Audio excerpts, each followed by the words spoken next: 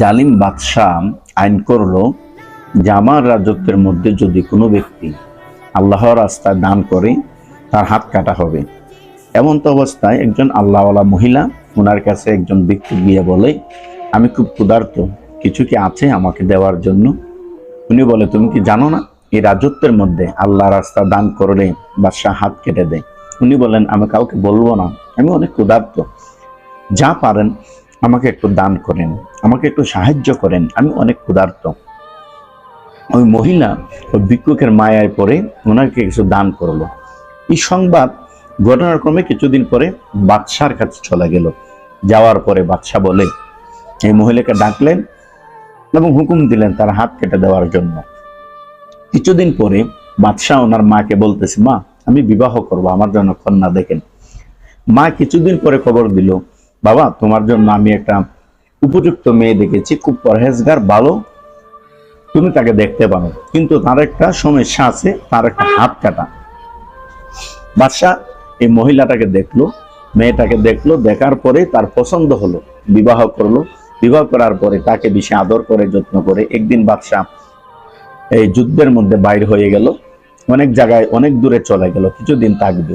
বাদশার অন্য স্ত্রীরা বাদশার কাছে একটা পত্র লিখলো, তুমি যে তো মায়া করো, মহাব্বত করো, জানো উনি তো পরকীয়ার মধ্যে লিপ্ত, অন্য পুরুষের সাথে মিলামেশা করে। বাদশাহ আবার রাগান্বিত হয়ে বলে, তাকে কি করো, জঙ্গলে জঙ্গলে বাহির করে দাও, তাকে নির্বাসন দিয়ে দাও। এমন সময় মহিলাটার একটা বাচ্চা হয়েছিল, একটা বাচ্চা ছিল, বাচ্চা সহকারে তাকে নির্বাসনে দিয়ে দিল। জঙ্গলে একাকিত্ব জীবন যাপন শুরু করলো এই মেয়েটি।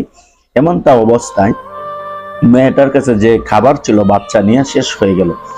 বাচ্চাটা ক্ষুধার্ত, খাবার দিতে পারতেছে না। এমন অবস্থায় এই মেয়েটি পানি খাওয়ার জন্য একটা পুকুরের পাড়ে, নদীর পাড়ে যখন যায় তখন পানি খাবে, এমন অবস্থায় বাচ্চাটা তার কুল থেকে পানির মধ্যে পড়ে যায়।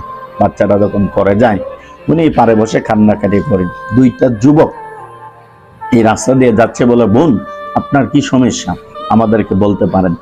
বলে, ভাই আমি এই সমস্যার মধ্যে পড়েছি, আমার বাচ্চাটি পানির মধ্যে পড়ে গেছে, কেউ নাই সাহায্য করব। দুটা যুবক আল্লাহর দরবারে দোয়া করলেন, আল্লাহ পাক এই মহিলার বাচ্চাটিকে পুকুর থেকে ফিরাইয়া দিলেন, সুবহানাল্লাহ। তারপরে দোয়া করলেন যে আল্লাহ পাক যেন তার হাত পূর্বের ন্যায় ফিরিয়ে দেয়। দোয়া করার সাথে সাথে আল্লাহ পাক কবুল করলেন, মহিলার হাতটি পূর্বের ন্যায় ভালো হয়ে গেল। মহিলাটি বলল, আমার এত বিপদ লাগলে আপনারা এত সাহায্য করলেন, আমি কি আপনাদের পরিচয়টা জানতে পারি? এই দুইটা যুবক বলে যে আপনি